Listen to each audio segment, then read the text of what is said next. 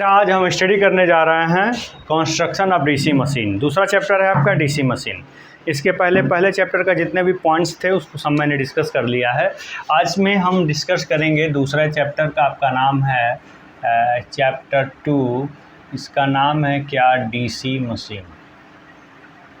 ठीक है, DC machine.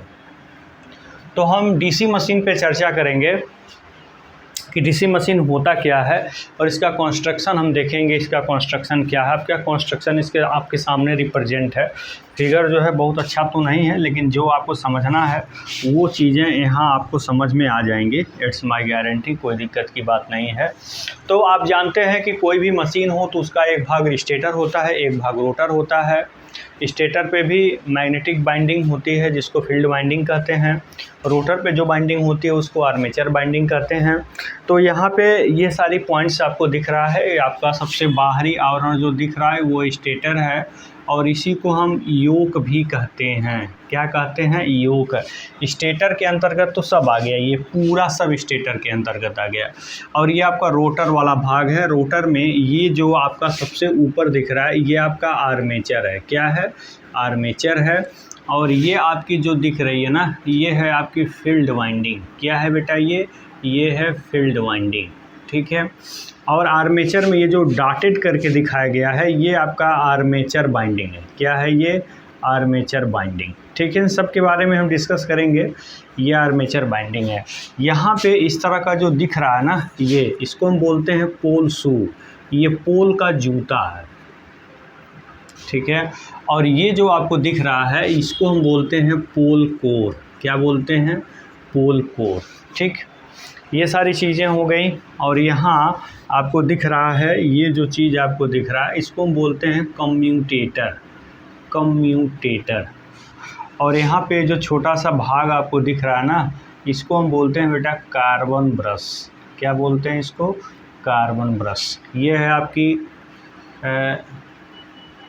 Supply. यहाँ पे क्या होता है? Terminal box. टर्मिनल बॉक्स से ही रिलेटेड होते हैं। यहाँ आप चाहें तो ऐसे करके इनको दिखा सकते हैं। तो ये हो जाएगा आपका सप्लाई टर्मिनल बॉक्स। ठीक है। और यहाँ पे जो छोटा सा पार्ट आपको दिख रहा है इसको बेटा हम कहते हैं शाफ्ट। ठीक है। तो जितने भी पार्ट्स डीसी मशीन में होते हैं जनरली मैंने सारे पार्ट्स को यहाँ पे लिख दिया है। ठीक है। जितने भी पार्ट्स इम्पोर्टेंट हैं, जितनी भी ज़रूरत की चीज़ें हैं, सारे आपके सामने यहाँ पर रिप्रेजेंट हैं। ठीक है। तो हम यहाँ पे अब एक एक करके इनके बारे में समझना शुरू करेंगे।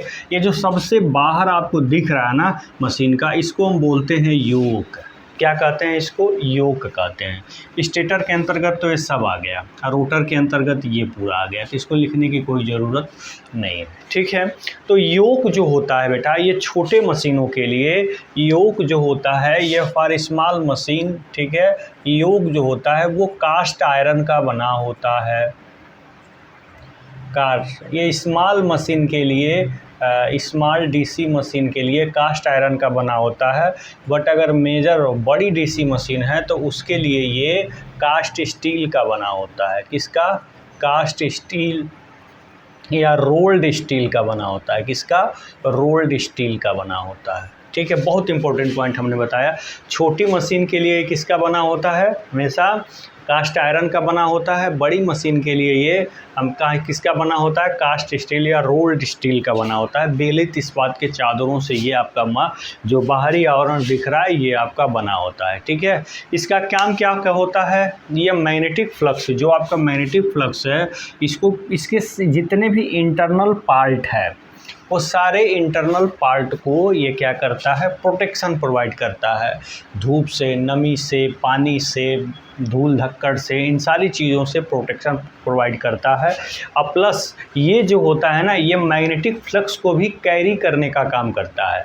अगर यहाँ पे टोटल फ्लक्स फाई जनरेट हुआ है तो ये जो होता है ना ये आपका बाई 2 फ्लक्स, यानी कि इसका हाफ फ्लक्स ये क्या करता है, कैरी करता है।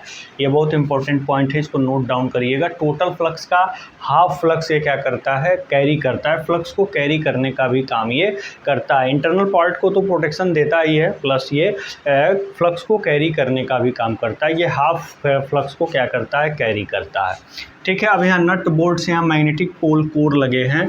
ये मैग्नेटिक पोल कोर जो आप देख रहे हैं ये भी आपका कास्ट स्टील का बना होता है, सिलिकॉन इस्पात का बना होता है। और ये नीचे जो आप देख रहे हैं इसको पोल शू कहते हैं। पोल शू लैमिनेटेड होता है, ये भी कास्ट स्टील का ही बना होता है।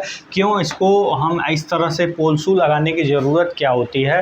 पोल शू का काम होता है कि ये जो होता है ना, ये मैग्नेटिक पोल वाइंडिंग जो फील्ड वाइंडिंग है इसको क्या करता है, होल्ड करता है, कैरी करने का काम करता है, नीचे गिरने नहीं देता है। एक काम वो होगा। दूसरा काम, ये जो भी फ्लक्स यहाँ पे होता है ना, इस फ्लक्स को आर्मेचर पे क्या करता है, इक्वली डिस्ट्रीब्यूट करने का काम करता है। और ये आर्मेचर और स्टेटर के बीच के गैप को कम कर देता है। एयर गैप कम हो जाने से रिलक्टेंस भी कम हो जाती है। ज़्यादा से ज़्यादा फ्लक्स इस पर क्या होती है, एक्टिव होती है और डिस्ट्रीब्यूट होती है।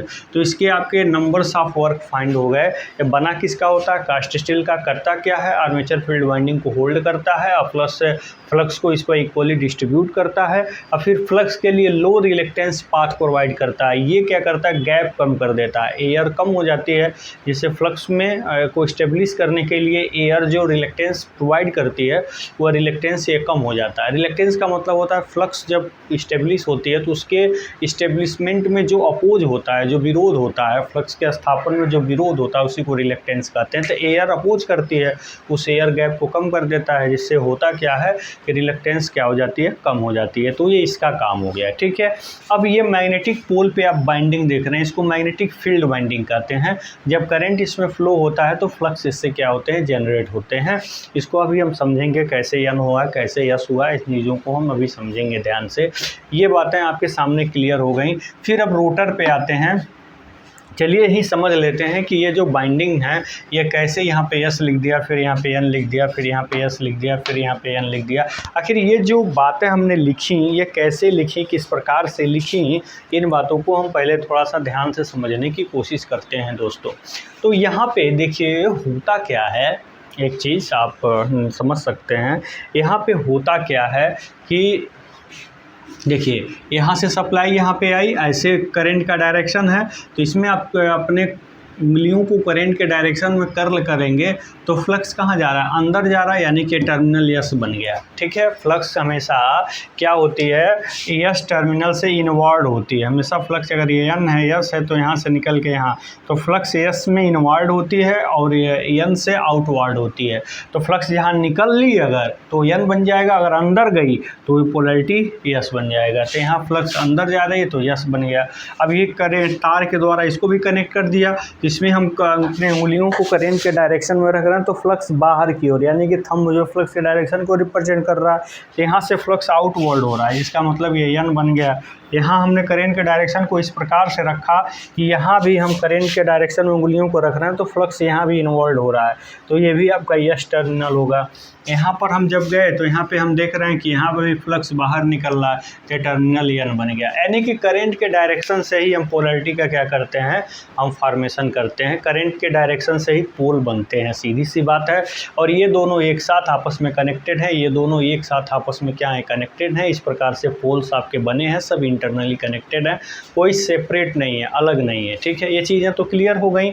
अब यहाँ से आप रोटर पे हमने आर्मेचर रखा। आर्मेचर क्या है, सिलिकॉन स्टील को, सर्कुलर सिलिकॉन स्टील्स को हम क्या करते हैं, इस पर हम पंचिंग कर देते हैं शाफ्ट पर, तो वो पूरा जो कंस्ट्रक्शन बन के सामने आता है उसी को हम क्या कहते हैं, आर्मेचर कहते हैं दोस्तों। ठीक है। और यहाँ पे आप रोटर पे क्या देख रहे हैं, ये आपका जो दिख रहा है ना, ये आपका क्या है, कम्यूटेटर है। ये जो आप सारी चीज़ों को हम दिखाएंगे, एक एक पार्ट को हम क्या करेंगे, एक्सप्लेन करेंगे अच्छे तरीके से। तो ये आपका बाहरी आवरण जो है आर्मेचर है, इसमें स्लॉट कटे होते हैं, इसमें बाइंडिंग होती है। ठीक है। और इसके साथ ही जस्ट आर्मेचर के आगे कम्यूटेटर लगा होता है। इसमें ये आपका हार्ड ड्रॉन, देखिए सिलिकॉन इस्पात का ये बना होता है और जो कम्यूटेटर होता है वो हार्ड ड्रॉन कॉपर का बना होता है। उसमें माइका का स्लिट लगी होती है ताकि एसी से डीसी में आसानी से कन्वर्जन हो सके या डीसी को एसी में आसानी से कन्वर्ट कर सकें। तो कम्यूटेटर और ब्रश, देखिए इस पर ब्रश भी लगे हैं, प्लस माइनस ब्रश भी लगे हैं, ये दोनों मिल करके ही कन्वर्जन करते हैं। अगर मोटर है तो एसी को ये क्या करते हैं, अगर मोटर है तो डीसी को एसी में करते हैं, जनरेटर है तो एसी को डीसी में करते हैं। कौन कौन मिलके, कम्यूटेटर और ब्रश दोनों मिलकर, अकेला नहीं कर सकता है। ठीक है, इसके वर्किंग को हम ठीक से समझेंगे। तो ये आपका आर्मेचर हो गया सिलिकॉन इस्पात का मटेरियल का, और ये सर्कुलर सिलिकॉन इस्पात का मटेरियल, इस पर इसको हम पतले पतले पत्तियों में स्टैंपिंग कर देते हैं। क्यों करते हैं, एडी करंट लॉस से बचने के लिए। उसको हम समझेंगे एडी करंट लॉस क्या होता है यहाँ पर। और एक पत्ती की जो मोटाई होती है वो 0.5 mm होती है, इस बात का ध्यान रखिए। और इसमें ये क्या होती है, बाइंडिंग होती है। इस बाइंडिंग को हम क्या कहते हैं, आर्मेचर बाइंडिंग कहते हैं। यहाँ पे आप आर्मेचर बाइंडिंग को दिखा सकते हैं, ये जो पॉइंटेड जितने भी पॉइंट आपको दिख रहा है ये आर्मेचर बाइंडिंग को शो कर रहा है। कापर की बाइंडिंग होती है, लपेटी जाती है इसके ऊपर। ठीक है, ये आपका सिलिकॉन इस्पात का बना होता है और ये आपका हार्ड ड्रॉन कॉपर का बना होता है। इस पे ये माइका का स्टील इंसुलेटिंग मटेरियल का क्या स्प्लिट बीच बीच में लगाया गया होता है। इसके पीछे पर्पज होता है, हम बहुत ज़्यादा स्प्लिट इसलिए लगाते हैं कि सर इस पर यूनिफॉर्म टार्क इस पर अप्लाई हो सके। ठीक है, और ये आपका यूनिफॉर्म टार्क भी जनरेट करता है आपका कम्यूटेटर। ये भी एक वर्क है कि ये क्या करता है, रोटेशन को यूनिफॉर्म बनाता है। ठीक है, झटके के साथ नहीं तो मशीन घूमती, जैसे फ्लाई व्हील होता है उस तरह का ये भी काम करता है। ये आपका शाफ्ट है, शाफ्ट के ऊपर ही पूरी सिस्टम को अप्लाई किया गया है। और ये जो शाफ्ट होता है बियरिंग के थ्रू, बियरिंग में क्या करता है, रोटेट करता है। शाफ्ट हमेशा लास्ट में बियरिंग में ही रोटेट करता है। बियरिंग में ग्रीसिंग वगैरह कर देते हैं ताकि शाफ्ट आसानी से उसमें क्या कर सके, मूव कर सके। जनरली डीसी मशीन में बाल या रोलर बियरिंग हम यूज करते हैं, बाल या रोलर बियरिंग यूज करते हैं। उसमें ग्रीसिंग मोबलिंग आइलिंग कर देते हैं ताकि फ्रिक्शन ज़्यादा से ज़्यादा जनरेट ना हो। ठीक है, और ये इसके बाहर टर्मिनल बॉक्स होता है। अगर मोटर है तो सप्लाई देने का काम करेगा, जनरेटर है तो सप्लाई लेने का काम करेगा। तो ये जनरली सारे इसके कंस्ट्रक्शन हमने आपको बता दिया। सबसे ऊपर आपका योक ये बना होता है कास्ट स्टील, बड़ी मशीनों का बना होता है ये बड़े रोल्ड स्टील का। ये आपके पोल हैं, पोल शू हैं। पोल कैसे बने होते हैं, काम क्या है, मैग्नेटिक फ्लक्स जनरेट करना। ये फील्ड वाइंडिंग, ये आपका आर्मेचर, आर्मेचर में आर्मेचर बाइंडिंग, उससे साथ कनेक्टेड है कम्यूटेटर। कम्यूटेटर क्या करता है, अगर ये आपका जनरेटर है तो एसी को डीसी में, अगर मोटर है तो डीसी को एसी में, कार्बन वृक्ष से साथ मिलकर के कन्वर्जन का काम करता है।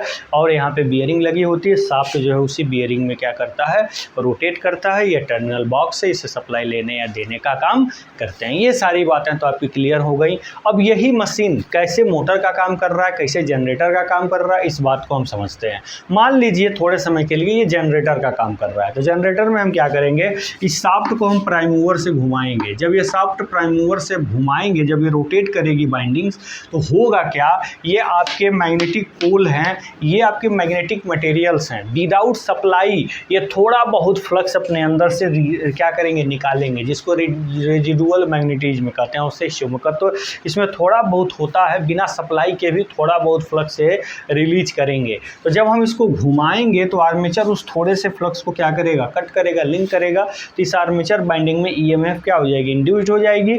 और कार्बन ब्रश और कम्यूटेटर के थ्रू वो एसी होगी, ये डीसी में कन्वर्ट हो जाएगी। जब कम्यूटेटर से डीसी सप्लाई मिलेगी तो देखिए अब यहाँ से जो तार निकला हुआ प्लस वाला तार यहाँ पे आपको दिख रहा है ऊपर, और माइनस वाला तार आपको यहाँ से दिख रहा है नीचे। ठीक है, माइनस वाला तार। तो अब ये प्लस माइनस तार जो है सप्लाई लेकर के बाहर टर्मिनल बॉक्स पे ले जाएंगे। अब यहाँ से आप देख रहे हैं कि माइनस वाला कनेक्शन इधर किया गया है और प्लस वाला कनेक्शन इधर किया गया है। तो फ्लक्स आप देखिए, ये जो सप्लाई जब ये आर्मेचर इसमें रोटेट किया तो फ्लक्स आर्मेचर बाइंडिंग में से कटे, इसमें ईएमएफ इंड्यूस्ड हुआ जिससे करंट फ्लो हुआ, और वो करंट एसी हुआ क्योंकि एन और एस, फिर एन और एस डिफरेंट मैग्नेटिक पोल होने की वजह से नेचर इसका क्या बन गया, एसी नया से AC बन गया। अब ये कम्यूटेटर कार्बन बस उसको DC में कन्वर्ट करके कहाँ दिए, टर्मिनल बॉक्स को दिए, और यहीं से ही हम देख रहे हैं कि यहीं से ही जो सप्लाई है और यहीं से DC सप्लाई हम लिए हुए हैं। अब ये जो सप्लाई यहाँ जनरेट हुई है, सप्लाई फिर से देखिए अब जो है कहाँ जा रही है, फील्ड वाइंडिंग में जा रही है। जो जनरेट हुई है वो सप्लाई इसमें जा रही है। तो जो जनरेट हुई वो सप्लाई जब इसमें जाएगी तो जाहिर सी बात है इसमें करंट जैसे ही फ्लो होगा ये मैग्नेटिक फ्लक्स और ज़्यादा क्या करने लगेंगे, जनरेट करने लगेंगे। अब जैसे जैसे इनमें करंट फ्लो होगा ये अब ज़्यादा से ज़्यादा मैग्नेटिक फ्लक्स देंगे। अब ये रोटेट तो कर ही रहा है प्राइम मूवर से, अब ज़्यादा से ज़्यादा फ्लक्स इससे लिंक करेगा जिससे ज़्यादा से ज़्यादा EMF इंड्यूस करेंगे, ज़्यादा से ज़्यादा आपका DC करंट मिलेगा, जिसको सीधे टर्मिनल बॉक्स के थ्रू आउट हम बाहर ले लेंगे। अपना जो भी ऑपरेटर्स है उसको ऑपरेट करेंगे, मोटर है, पंखा है, बल्ब है, जो भी हम जलाएंगे। इस प्रकार से जनरेटर का काम किया। कैसे, पहले थोड़ा बहुत फ्लक्स था, रोटेट कराया, थोड़ा बहुत फ्लक्स आर्मेचर वाइंडिंग से कटा, EMF इंड्यूस्ड हुआ, करंट फ्लो हुआ, लेकिन AC डिफरेंट पोल होने की वजह से अब कम्यूटेटर ब्रश उसको कन्वर्ट कर दिए DC में। DC सप्लाई गई टर्मिनल बॉक्स से और यहीं से कनेक्शन फील्ड वाइंडिंग में है। अब ये सप्लाई सारे फील्ड वाइंडिंग में चलने लगी। फील्ड वाइंडिंग में करंट फ्लो होने से जो पहले थोड़ा बहुत फ्लक्स जनरेट करते थे अब ये ज़्यादा से ज़्यादा फ्लक्स जनरेट करने लगेंगे, जो इस आर्मेचर से कट होगा। जब आर्मेचर से कट होगा तो वो और ज़्यादा इसमें EMF इंड्यूस्ड होगा और ज़्यादा इसमें करंट, AC करंट बनेगा, कम्यूटेटर के थ्रू DC में कन्वर्ट होगा, टर्मिनल बॉक्स के थ्रू उसको हम क्या कर लेंगे, बाहर लेकर लेंगे। इस प्रकार से ये जो आपका कंस्ट्रक्शन है ये जनरेटर का काम कर दिया। ठीक है, अब यही कंस्ट्रक्शन मोटर का काम कैसे करेगा, हम इस टर्मिनल बॉक्स में सप्लाई देंगे। जब हम सप्लाई देंगे तो यहाँ से इस पोल बाइंडिंग को सप्लाई मिलना पहले शुरू होगी। तो जब इनको सप्लाई मिलना शुरू होगी तो ये फ्लक्स जनरेट करना शुरू कर देंगे, फ्लक्स यहाँ पे इस्टेब्लिश कर देंगे। आर्मेचर और फील्ड वाइंडिंग के बीच जो आपका एयर गैप है इसमें मैग्नेटिक फ्लक्स आ जाएगा। ठीक है, अब यही जो आप इनके बीच में क्या आ गया, मैग्नेटिक फ्लक्स हो गया। अब ये जो सप्लाई है ये सप्लाई सीधे कम्यूटेटर, कार्बन ब्रश कम्यूटेटर के थ्रू आर्मेचर में जा रही है। तो जब ये DC सप्लाई आई तो कम्यूटेटर और ये आपका ब्रश, कम्यूटेटर और कार्बन दोनों मिल करके इस DC सप्लाई को AC में कन्वर्ट करके कहाँ दे दिए, आर्मेचर में दे दिए। तो जब किसी मैग्नेटिक फील्ड में, किसी करंट कैरिंग कंडक्टर में जब करंट फ्लो हुआ तो इस पर एक इलेक्ट्रोमैग्नेटिक टार्क अप्लाई हुआ। कौन सा टार्क, एक दो इस पे अपोजिट डायरेक्शन पे फोर्स अप्लाई हुए, जिससे एंटी क्लॉकवाइज डायरेक्शन में क्या होने लगा, रोटेट होने लगा, जैसे हमने प्रिंसिपल में बताया था।